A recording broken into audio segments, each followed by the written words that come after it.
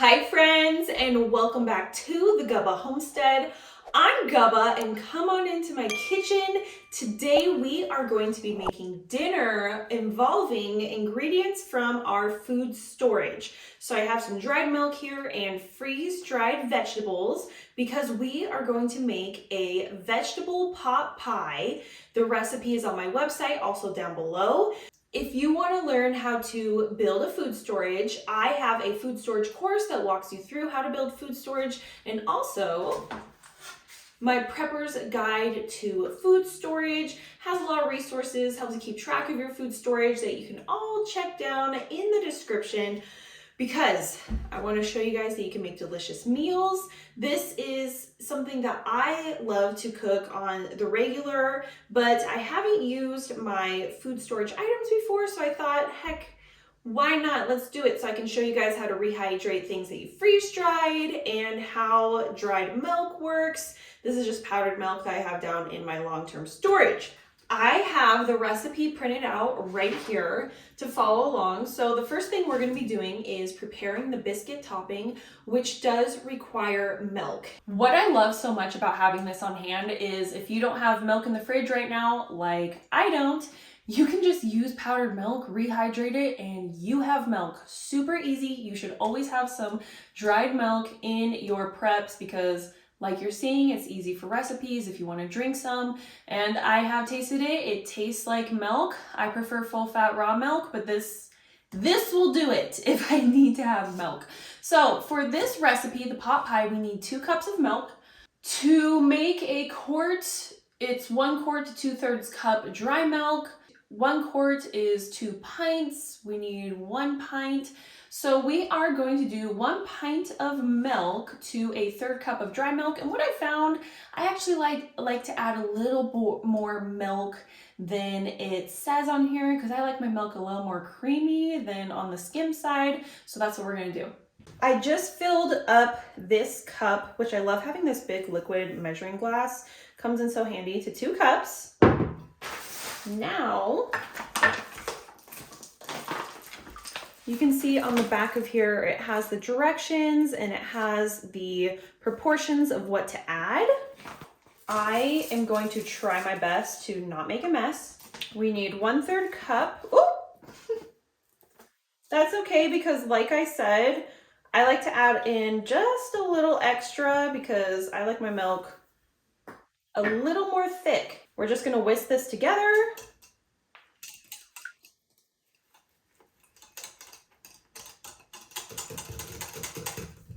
If you were going to drink this, you'd want to let it chill. I'm not a huge fan of warm milk or lukewarm milk, so I would let this chill if you're just going to straight drink it. But if you're going to be using it in recipes, you can just set it to the side, which is what I'm going to do.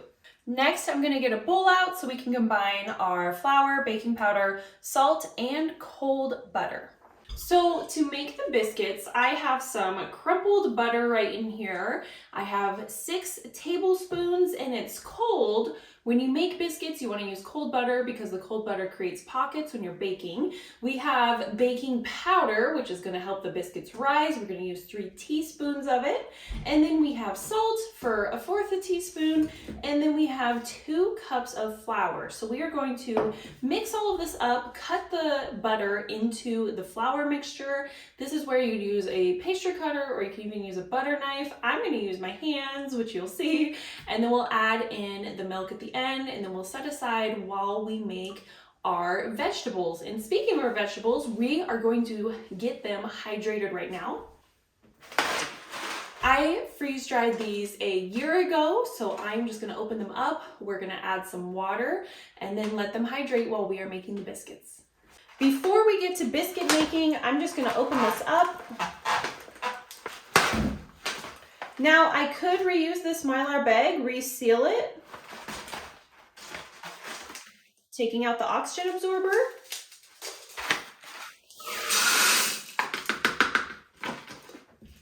I have my mixed veggies right here. And now I am going to add water. I transferred the veggies to a glass dish so then you could see better, and it's flat, there's more surface area.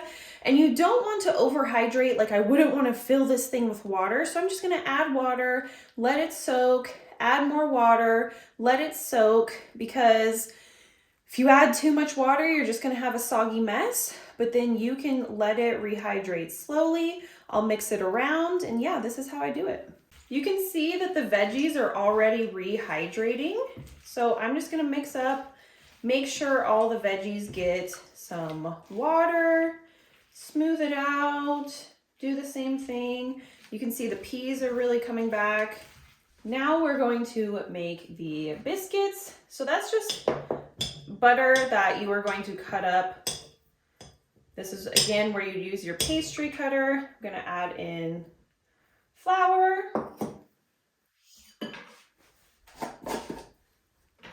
3 teaspoons of baking powder,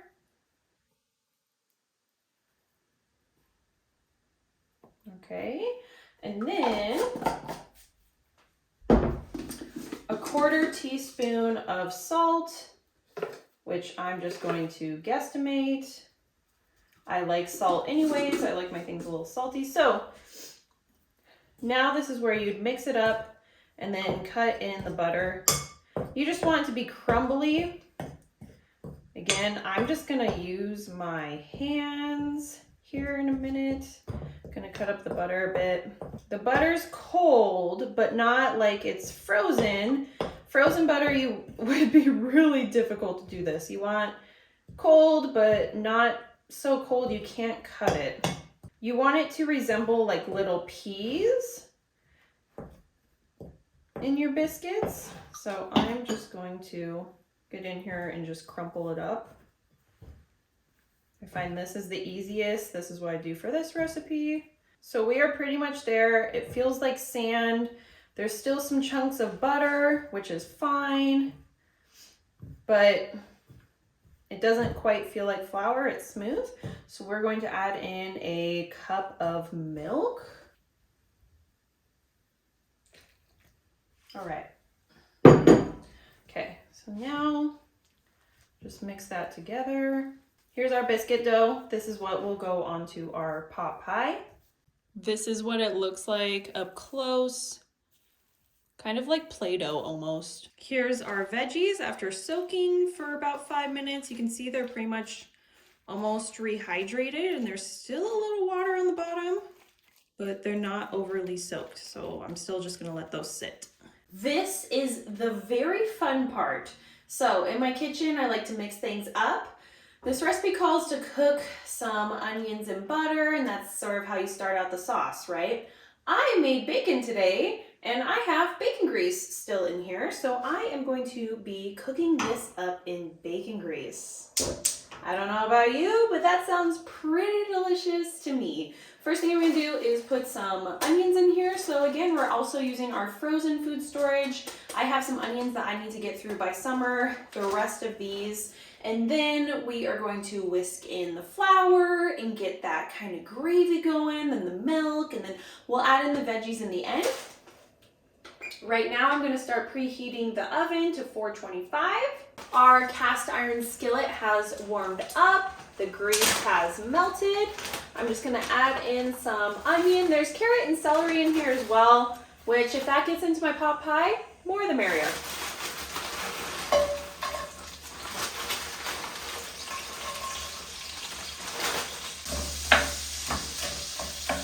So I'm just gonna cook these up.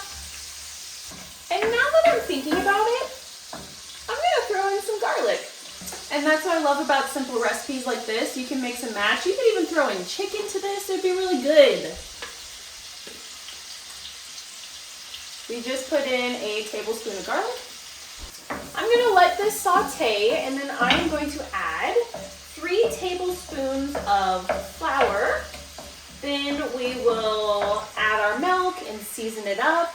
So this has been cooking, just sauteing. I'm going to add in the flour.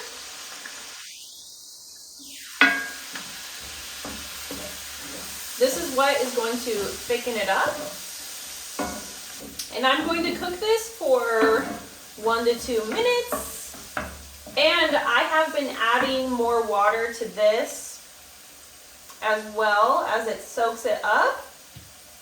So there's still some water pooled in the bottom, but as we've been going and cooking, I've been soaking.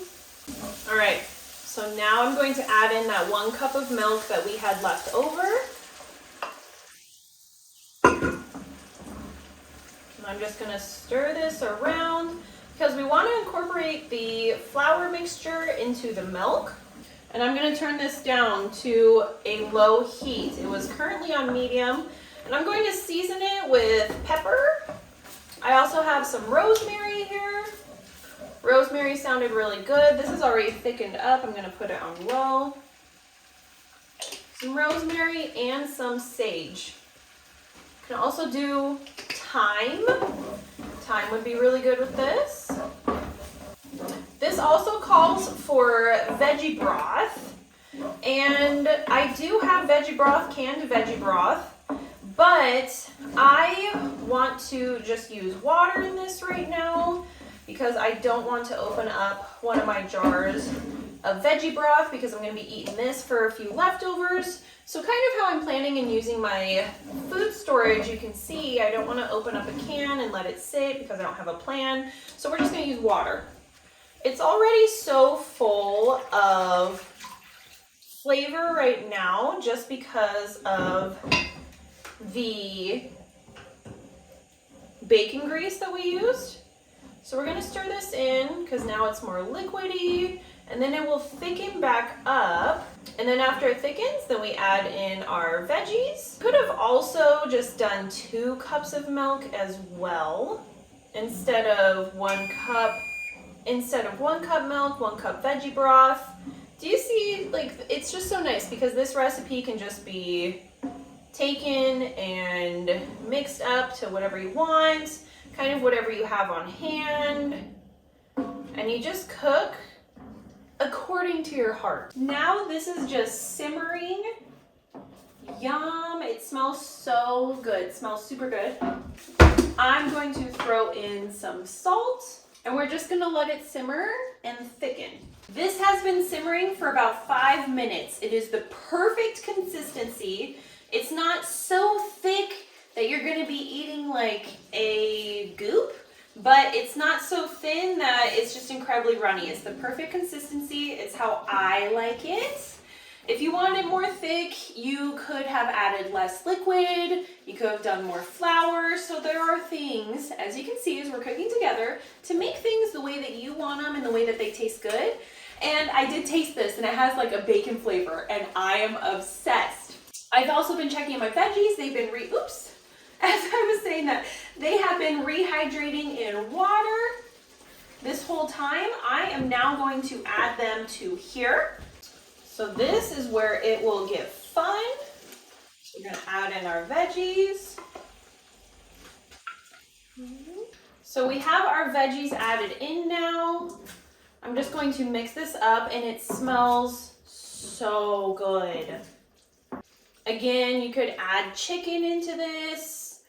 That would be really good. I'll probably have bacon as the side because I love bacon. Now we're going to add in our biscuits.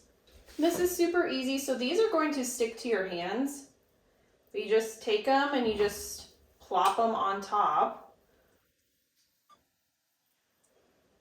Just like that. And they will go down into the gravy. And they will soak up all the goodness. This is ready to go into the oven. I'm just gonna wash my hands really quickly and we'll put it in the oven. We are going to put the veggie pot pie into the oven for about 12 to 15 minutes. We'll keep an eye on the biscuits to make sure that they don't burn.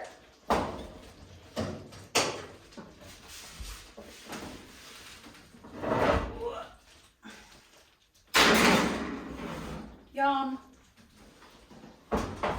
It smells so good. While the pot pie was cooking, I took this opportunity to go and clean my kitchen. If you watch any of my preservation videos, I am using every chance I get to go and clean because it's so nice when you are finally done cooking or preserving to have a clean kitchen. And I like to do this at night. Truly just helps my mental stay clean. And while I was cooking, I used the extra veggies that had fallen out and gave them to my chickens. So that was fun. They get to eat all my kitchen scraps, and then I just waited for my dinner to be ready. And seriously, this makes the best leftovers as well and is a super delicious, easy to make, ready to eat dinner recipe. All right, the timer just went off. Let's look. Yeah, she's done, I can tell, so I'm gonna get it out. She's lightly browned on the top. Looks perfect. Ta-da! Smells so good. I am ecstatic. It smells so good, so we are going to just try a bite right now, see how it turns out with our freeze-dried vegetables, the powdered milk, the bacon grease. Like, we did a lot of changes, but I think it's still going to be okay. So I'm just gonna grab a bite right here. The biscuit is all cooked. Let me show you. You can see that the biscuit is all cooked and it's absorbed in some of the gravy. Yum. I'm over the sink right now so I don't make a big mess over on the table and the floor. And it just came out of the oven, so I mean, it's hot.